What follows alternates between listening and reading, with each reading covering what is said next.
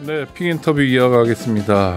우리 더불어민주당의 김종민 의원 오셨는데 어서 오십시오. 안녕하세요. 네, 잘 지내시죠? 예. 네.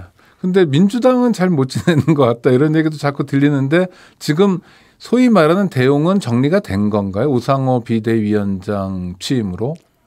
일단 뭐 비대위원장이 이제 중심을 잡고 상황 관리를 하기 시작했으니까요. 네.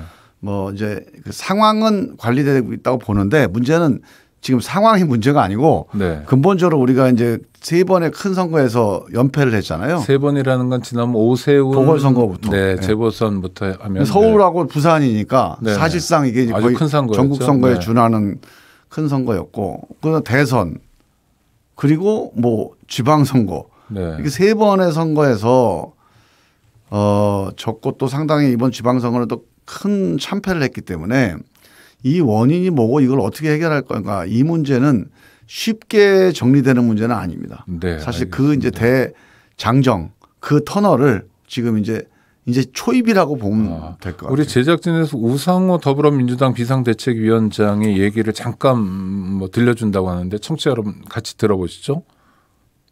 비대위 출범 일주일 만에 당이 빠르게 안정되고 있다. 저는 이렇게 평가합니다. 전당대회 준비위원회하고 선거관리위원회가 구성이 의결되어서 이제 이번 주부터 본격적인 활동이 시작될 예정입니다. 그 우상호 비대위원장은 그래도 빠르게 안정되고 있다라고 얘기하는데 뭐 국민들에게 드리는 말씀이겠네요. 빠르게 안정시키겠다 이렇게 듣는 게 맞는 건가요?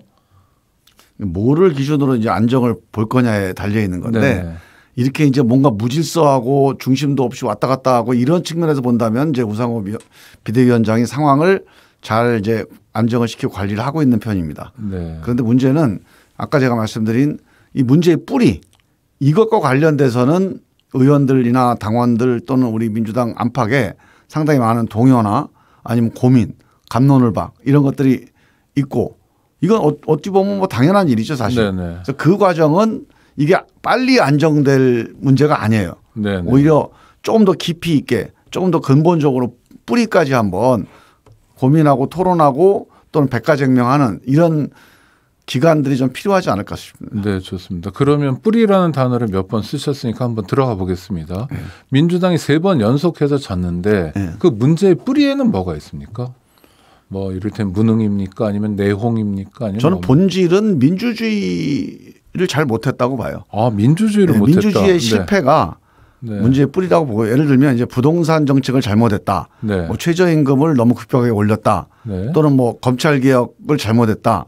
뭐 이런 여러 가지 정책의 실패를 얘기합니다. 네네. 정책의 실패도 저는 원인이 있다고 봐요. 네. 그다음에 또 하나는 이제 뭐 선거를 두 번 했잖아요. 그래서 이재명 후보가 나와서 이재명의 민주당으로 한번 이겨보겠다고 했는데 졌어요. 네네. 그다음에 총괄선대위원장 개항을 나가서 전국 선거를 이겨보겠다고 했는데 또 엄청나게 졌어요. 네네. 그러니까 이재명의 민주당 카드도 별로 신통치가 않은 겁니다 네네. 지금. 그러면 이게 전략의 실패냐 정책의 실패냐 저는 이거의 실패도 있지만 네. 그 본질에는 그 이전에 민주주의의 실패라고 이게 규정하는 반복해서 거죠. 정책도 전략도 반복해서 실패하는 건 뭐냐. 네. 결국 민주주의를 잘 못하는 거예요. 그게 어떤 의미인가요? 민주주의라는 게 결국 국민들 민심에 부합하는 정치가 민주주의 아닙니까? 네네. 민심하고 떨어져 있어요 지금. 아, 그 민주당 민심을 자체가 못 듣고 있어요. 그러니까 문재인 정부 때도 그렇고 문재인 정부 이재명의 민주당 의원이 뭐 당을 지휘하거나 네. 아직 뭐 당 대표는 아니지만 하여튼 이렇게 총괄 두 번의 선거. 선대위원장하거나 후보가 되거나 후보가 되면 당무도 후보 중심으로 재편하는 거죠. 그렇죠. 사실상 사무총장도 이제 바꾸게 되고 뭐 이렇게 후보가 하더라고요. 당을 끌고 온 거죠. 네네. 그러니까 리더십을 보여줬지만 실제로 그거는 문재인 이재명의 문제이기보다도 민주주의 전체의 문제이기도 하다. 그렇죠. 그러니까 이재명 리더십, 문재인 리더십이 네. 어떻게 보면 민주주의에서 제대로 실적을 못 올린 겁니다. 실패한 거예요. 그래서 그 뭐 우리 이제 문재인 대통령 또는 문재인 정부 때 네. 중요한 역할을 했던 정치인들 뭐 저도 포함해서 네. 우리 민주당의 586 정치인들 또는 뭐 이재명 후보나 이재명 후보 가까운 정치인들이 다 같이 이 문제에 대해서는 민주주의를 제대로 못해요. 즉 국민들하고 우리 당이 좀 겉돌고 있잖아요. 이 겉돌게 된 거는 국민의 민심을 잘 파악을 못한 겁니다. 그다음에 두 번째로는 민주적 절차도 많이 흐트러져 있어요. 많이 네. 깨져 있습니다. 네. 이번에 이제 개항을 그 선거 그 공천 과정을 보면 거의 대부분의 의원들이 다 반대를 했거든요. 근데 토론 한 번도 안 해보고 비대위에서 그 박지원 위원장이 그냥 주도해서 이거를 대외적으로 발표를 해버립니다. 그리고 지금도 제가 사후 얘기를 들어보니까 비대위원이 다 반대했어요. 근데 이렇게 다 반대한 결과가 어떻게 뒤집히느냐. 그다음에 송영길 시장 출마하는 것도 마찬가지. 이게 전체적으로 그때는 박지원 비대위원장이 돌파한 겁니까? 공동 비대위원장 윤호중 비대위원장도 그렇죠. 있었잖아요. 둘이서 돌파한 겁니까? 아니죠. 박지원 비대위원장이 내부 얘기해서 꺼냈는데 많은 분들이 이제 그거는 조금 토론을 해봐야 된다. 네. 그건 섣불리 얘기할 수 없다 이렇게 얘기했는데 이제 공개 회의 때 박지원 위원장이 이제 공개적으로 천명을 해버린 거죠. 그리고 그걸 사후수습한 거예요, 그냥 비대위가. 아니 그래도 정 아니면 뭐 다른 길로 가거나 또는 뭐 논의하거나 심지어 표결하거나 그게 이제 민주주의가 작동이 안 되고 있다는 거예요. 전체적으로. 네. 그러니까 그거는 예를 들어서 이재명 네. 후보가 뭔가 사인을 주거나 네. 의중이 있다는 거를 다른 비대위원이 알고 이건 뒤집기가 어렵겠구나 뭐 그런 내심 판단을 하지 않았을까 싶어요, 제가 보기엔. 그러니까 이런 건 민주주의가 작동이 안 되는 거죠, 사실. 아니 근데 그게 누구든 간에 이재명 의원이든 문재인 대통령이든 누구든 간에 이를테면 선출된 권력이고 그다음에 한시정 리더 그러잖아요. 그분이 무슨 교황님도 아니고 그렇죠. 그러니까 당연히 토론의 대상이고 당연히 점검의 대상이어야 되는데 김정민 의원에 따르면 지금 민주당이 그런 기본 이를테면 민주주의에서도 실패하고 있다. 그 문재인 정부 5년도 정말 심각한데요. 문재인 정부 5년도 그런 문제들 때문에 최저임금 문제에 대해서 우리가 민주당에서 제대로 된 토론 한번 못 해보고 정부나 청와대 정책실 하는 대로 끌려가다가 하다가 문제가 심해진 거 아닙니까? 네. 부동산 문제도 마찬가지고요. 부동산 문제도요. 물론 국제적인 유동성이 계속 이제 심각해지면서 돈이 많이 풀리다 보니까 집값이 오른 건 사실이에요. 네. 하지만 집값이 올랐을 때 대처하는 거는 전 잘못된 대처였다고 보는데 그러니까 국제 상황은 있지만 대처의 민주당에서도 네. 토론하고 장관을 설득하고 장관을 끌고 지휘해서 바꿔냈어야 돼요. 거기서 우리 정책은 잘 가고 있으니까 기다리시오. 이게 어떻게 제대로 된 대처가 되겠습니까? 민주당에게 지금 필요한 건 일종의 옛날식으로 얘기하면 하방의 시간이 필요한 것 같네요. 하방이요? 네. 아니 그러니까 지역으로 그렇죠. 들어가고 국민들을 당연하죠. 들어가고 자기들끼리 밥 먹고 그러지 말고 그러면 이런 민주주의가 뭔지를 다시 생각하는 시간이 없으면 민주당은 하여튼 다음 선거에도 또 질 수밖에 없다. 이런 위험한 저는 민주당이 선거에 지는 게 아니라 이런 식으로 가면 민주당은 문 닫아야 됩니다. 왜냐하면 네. 국민의힘은 민주주의 좀 못해도 유지할 수 있어요. 원래 국민의힘이나 국민계열 정당은 네네. 부국강병 잘 살아보세 이거를 기치로 내걸고 정당을 운영하는 당입니다. 네네. 그러니까 그 사람들은 민주주의 좀 덜해도 나라 잘 크게 탓하지 않죠. 먹고 네, 살게 네. 해주겠다. 네. 이거 갖고 국민들이 좀 지지해 주는 건데 민주당은 다릅니다. 네. 우리도 부국강병 잘 살아보세를 외치지만 우리는 민주주의를 잘해야 잘 살 수 있다. 민주주의를 잘해야 부국강병 할 수 있다. 이걸 주장하는 정당이에요. 그런데 이런 정당이 민주주의에서 어긋나 있다? 탈선해 있다? 그런 정당으로서 존립하기가 어려운 겁니다. 이건 되게 심각한 문제예요. 그래서 저는 이번 기회에 우리 민주당이 이재명의 민주당 또는 문재인 정부 5년 친문 민주당 586 민주당이 과연 민주주의 제대로 한 거 맞냐. 그리고 뭐가 문제고 어떻게 고쳐야 되느냐를 정말 뿌리부터 다 드러내놓고 정말 깊이 있게 돌이키지 않으면 이 위기를 해결하기 어렵다. 그런 면에서 김정민 의원이 당내에서 역할을 해 주셨으면 좋겠고 또 그런 마음들이 모여주면 좋겠고요. 다른 현안도 하나 여쭤보겠는데 일단 현장 사운드 한번 들어보시겠습니다. 제 아버지 전화는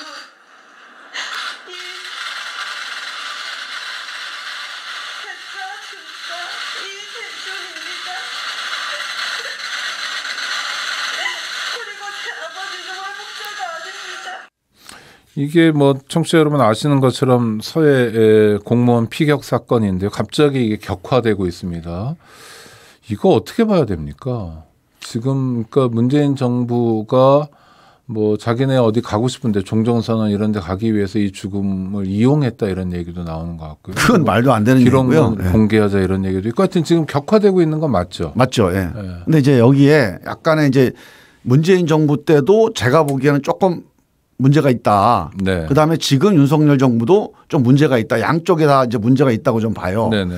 먼저 우리 이제 문재인 정부 때 문제는 이게 여러 가지 정보 이거 공개할 수 없는 또 한미 연합 정보 자산의 결과 이 분석 결과 월북으로 추정되는 그런 근거들이 있었던 것 같아요. 네네. 제가 뭐 직접 본 건 아니지만 네. 그래서 정부의 판단은 월북 가능성 높다, 월북 정황이 있다, 월북으로 판단된다 이런 정도의 내심 자체 결론을 갖고 있었던 것 같아요. 그걸 국회 정보위에서 여야 간사에게 공개를 한 거죠. 공개한 거고. 그래서 네. 이제 그게 여야 국회의원들이 다 그러면 이건 월북이 맞겠다. 그런데 거기서 한 가지 월북을 확인할 수는 없었잖아요. 그렇죠. 확정할 수는 없었잖아요. 네네. 근데 이걸 가지고 월북이라고 공개할 이유가 있었을까? 또는 그런 것, 그러니까 예를 들면 제가 이제 가족들이 이렇게 아까 이제 이 문제에 대해서 그렇게 그 상처를 받고 하는 걸 보면서 이런 문제를 우리 행정에서 놓친 거 아닌가 하는 생각이 드는 게 이게 월북으로 발표를 해야 어떤 국가적인 행정이나 안보상의 이유가 있었던 상황은 아니에요, 사실. 네.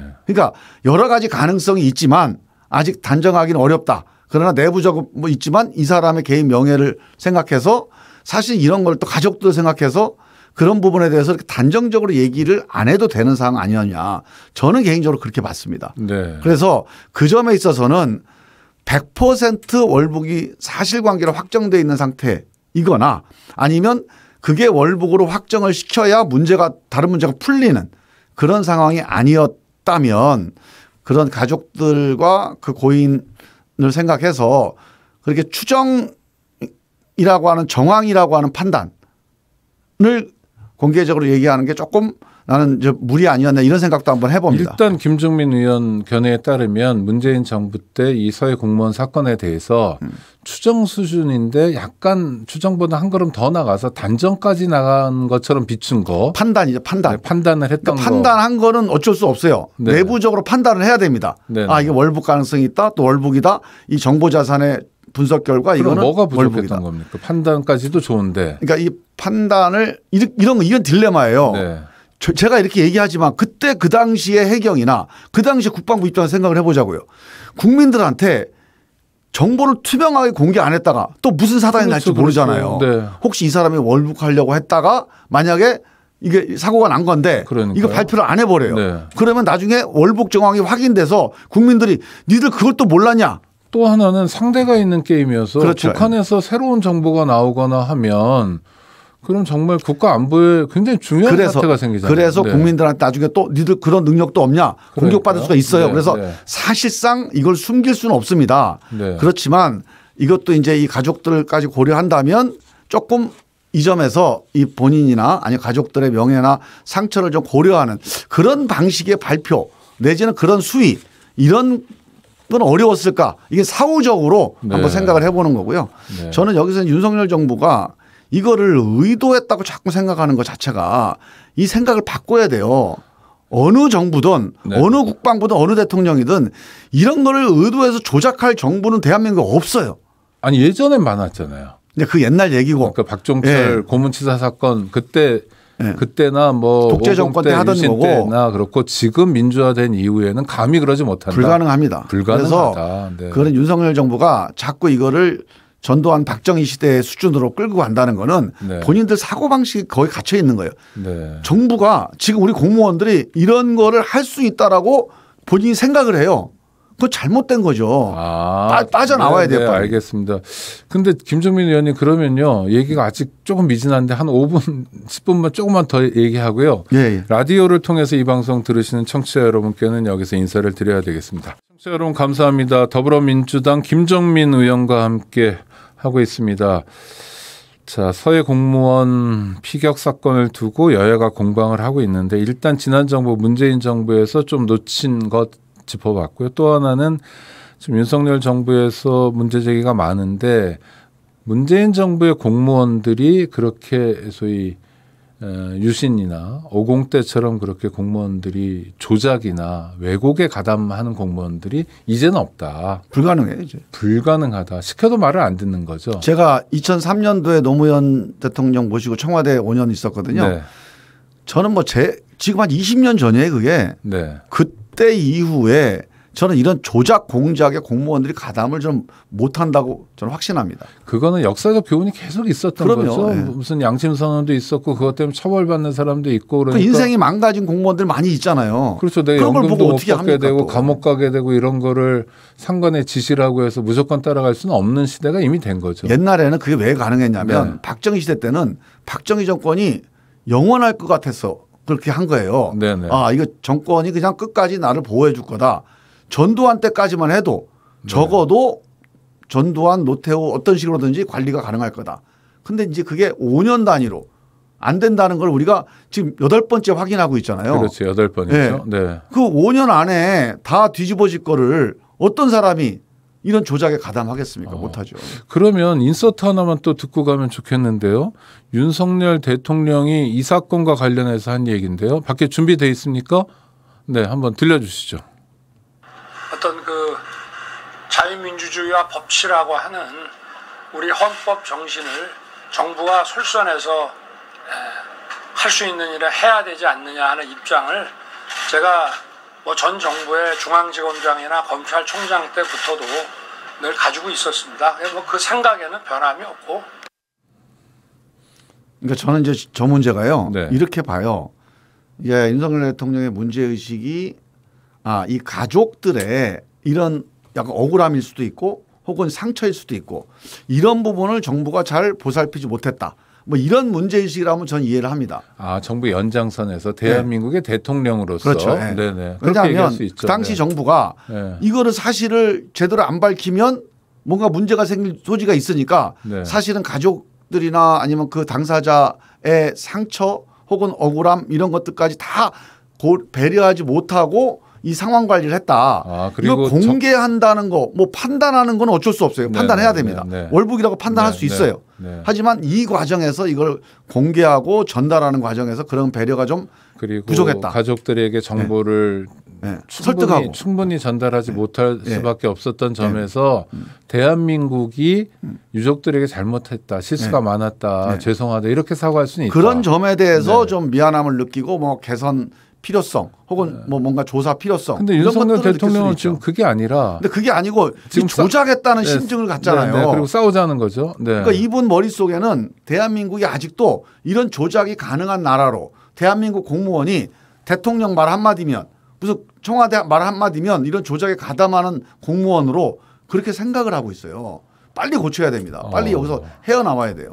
거기서 멈추는 게 아니라요. 지금 대통령실, 윤석열 대통령실이죠. 지난 정부의 정보 공개 청구 항소 사건 목록 파악하고 김정숙 여사 옷값 이런 것도 들여다보겠다 이런 보도가 나오는데 이것도 사실이겠죠. 그러면 이건 어떻게 봐야 됩니까?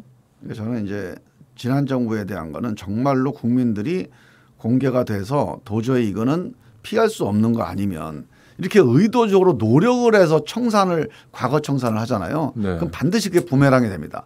프랑스 대혁명이 1789년에 일어났잖아요. 네. 그 이후에 단두대가 설치가 돼가지고 단두대에서 집행관이 된 사람이 그 1년 있다가 또 그 위에 올라가서 또 당합니다. 그렇죠. 그 역사를 100년을 해요. 100년을. 그 결국은 이런 역사 그러니까 의도적인 어떤 정치적인 이런 청산의 역사는 이거는 이제 단절을 해야 됩니다. 끊어야 됩니다. 그럼 윤석열 정부와 여당이 원하는 바는 지금 어떤 걸까요? 그러니까 이제 전임 자꾸 정부에 싸우려고 그러잖아요. 문재인 정부. 전임 정부를 어떻게든지 공격을 하고 신뢰를 이제 신뢰를 깎아내리는 뭐 이런 의도인 것 같아요. 또는 그래서 얻는 건 뭐예요? 전임 정부가 이렇게 나쁜 정부였다는 걸 증명하려고 하는 것 같아요. 왜? 그렇게 대선 운동을 해서 정권 교체가 됐으니까. 네. 그러니까 그 자기 말에 책임지는 거죠. 이 전임 정부가 정말 나쁜 정부였다. 아니 그걸 증명하는 거예요. 이미 집권을 했는데 뭘 과거 정부를 그래서 어리석은 거죠 이게. 대통령 선거 운동하기 위해서 그렇게 했다는 거는 모르겠는데 네. 이미 대통령 돼서 미래를 향해서 가야 되잖아요. 앞으로 그러니까. 가야 되잖아요. 과거에 문제가 있다면 감출 수가 없어요. 네. 그건 드러나게 됩니다. 그거를 자연스럽게 드러나서 국민들이 이건 전임이라도 어쩔 수 없다. 뭐 이런 것들이 자연스럽게 처리되는 건 몰라도 이렇게 대통령이 나서서 매일 가서 어디 가서 얘기하고 공개하고 발언하고 해가면서 전임 정부의 문제점을 다 우리가 다 해결해 보겠다. 여기다 에너지 쏟아봐요. 결국 이제 국민들한테 또 나중에 이제 욕 먹게 되고 그럼 넌 뭐하냐 이런 욕을 먹게 돼요. 아니 조만간에. 그러니까 지금 저도 궁금한 게 우리에게 중요한 건 오늘이고 내일이잖아요. 네. 오늘 지금 한반도 상황이나 물가니 경제니 정말 뭐 살얼음판 같은데. 어리석은 거예요. 어리석은 거예요. 그런데도 멈추지 않을 것 같은데. 그러니까 역사로부터 배우지를 못하는 거고. 네. 그러니까 이런 것들이 사실은 우리가 이제 이게 윤석열 정부도 민주주의가 제대로 안 되고 있는 거예요. 우리 민주당도 제대로 안 되고 있지만 아이고 비극이네요. 네. 윤석열 정부도 당연히 주변에 멀쩡한 공무원들 또 멀쩡한 정치인들이 있을 거 아닙니까? 네. 이런 사람들이 이건 아니다. 우리 미래를 향해서 가야 된다. 지금 코로나 이후에 경제 위기가 심각하다. 지금 금리가 8%까지 오른다. 물가가 지금 두 자릿수다. 보통 문제가 아니다.